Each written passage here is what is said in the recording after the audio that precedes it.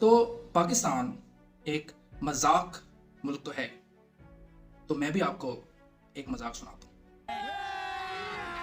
अभी मजा आएगा ना भिड़ो। कि ये जो ऑफिशियल सीक्रेट्स एक्ट है, इसको उस वक्त की हुकूमत के ऊपर, उस वक्त के फॉरेन मिनिस्टर और उस वक्त के प्राइम मिनिस्टर के ऊपर इसको लगा दिया गया है।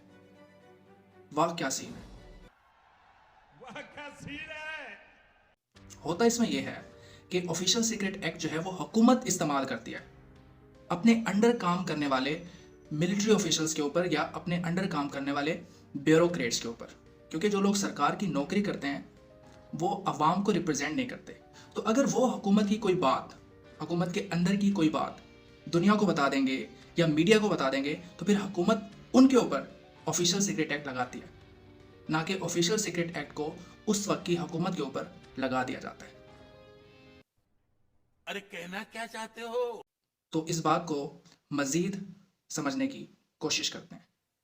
सीन ये होता है कि एक हुकूमत जो होती है वो एक बहुत बड़ा निज़ाम होता है, वो बहुत बड़ा सिस्टम होता है।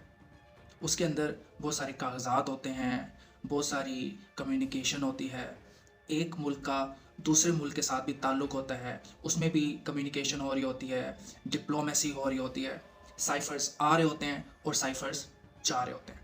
तो बहुत सारी बातें होती हैं। अब इन बहुत सारी बातों में से कुछ बातें आवाम को बतानी होती हैं और कुछ बातें आवाम को नहीं बतानी होती। तो यहाँ पर जो सबसे अहम सवाल है, जो यहाँ पर $1,000,000 क्वेश्चन है, वो ये है कि डिसाइड कौन करता है कि कौन सी बात आवाम को बतानी है और कौन सी बात आवाम को नहीं बतानी। तो इस सवाल का हमारे पास एक क्लियर कट जवाब मौजूद है। वो है उस वक्त की हुकूमत, उस वक्त का प्राइम मिनिस्टर। उसने डिसाइड करना होता है कि मैंने कौन सी बात बतानी है और मैंने कौन सी बात नहीं बतानी, क्योंकि वो हुकूमत में आता है आवाम के वोट से और वो आवाम का नुमाइंदा होता है।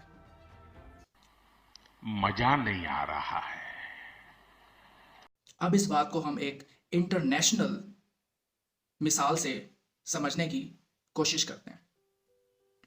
अब कुछ दिनों पहले आपने ये देखा कि कनाडा के प्राइम मिनिस्टर जस्टिन ट्रूडो ने दुनिया को आके ये बता दिया कि ये जो एक कनेडियन सिटीज़न था, जो ये एक सिख लीडर था, तो हमारे पास क्रेडिबल एलिगेशंस हैं कि इसके मर्डर के अंदर इंडियन गवर्नमेंट या इंडिया की इन्वॉल्वमेंट है। ये बात आके उसने पूरी दुनिया को बता दी। तो क्या इस बात के ऊपर कनाडा के निज़ाम ने, उसकी अदालतों ने जस्टिन ट्रूडो को पकड़ के जेल में डाल दिया या उसके ऊपर कोई केस इनिशिएट हो गया?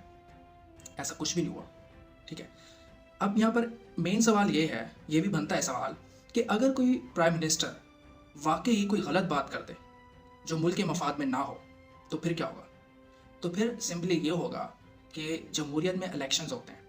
तो अगर कोई प्राइम मिनिस्टर, जैसे कि हम कनाडा की बात कर रहे हैं, तो अगले इलेक्शन में अगर कनेडियन सिटीजन्स को ये लगेगा कि हमारे लिए जो अहम है वो हमारा इंडिया के साथ रिलेशन अहम है और एक बंदे की जान हमारे लिए अहम नहीं है, तो अगले इलेक्शन में कनेडियन सिटीज़न जस्टिन ट्रूडो को सपोर्ट नहीं करेंगे। लेकिन अगर उनको ये लगेगा कि नहीं, हमारे लिए हमारे एक सिटीज़न की जान की अहमियत ज़्यादा है एज़ कम्पेयर टू पूरे इंडिया के साथ रिलेशन, तो कनाडा की आवाम इस बात पे अपने प्राइम मिनिस्टर को सपोर्ट करेगी। तो कहने का मतलब ये है कि प्राइम मिनिस्टर से कोई भी पूछने वाला नहीं होता कि उसने क्या बात करनी है, उसने क्या बात नहीं करनी। मजा आया। लेकिन हमारे पास पाकिस्तान में एक बंदा मौजूद है जिसके ऊपर ऑफिशियल सीक्रेट एक्ट लगता है। जिस तरह पहले मैंने आपको बताया है कि ऑफिशियल सीक्रेट एक्ट उसके ऊपर लगता है जो खुद हुकूमत नहीं होता, लेकिन वो हुकूमत की बात मीडिया को, दुनिया को या आवाम को बता सकता है। तो वो कौन लोग होते हैं? वो ब्यूरोक्रेट्स होते हैं। और ब्यूरोक्रेट्स के अंदर मिलिट्री ऑफिसर्स भी आ जाते हैं, ये भी ब्यूरोक्रेट्स होते हैं। ब्यूरोक्रेट्स उनको कहते हैं जो सरकार की नौकरी करते हैं। इनका काम सिर्फ वो होता है जो हुकूमत इनको बताती है।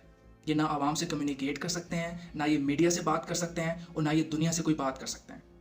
तो जब बाजवा किसी कॉन्फ्रेंस में या किसी थिंक टैंक के सामने बैठ के दुनिया को ये बताता है कि यूक्रेन के हवाले से हमारी फॉरेन पॉलिसी ये है, तो उसके ऊपर लगता है ऑफिशियल सीक्रेट एक्ट, क्योंकि वो कौन होता है?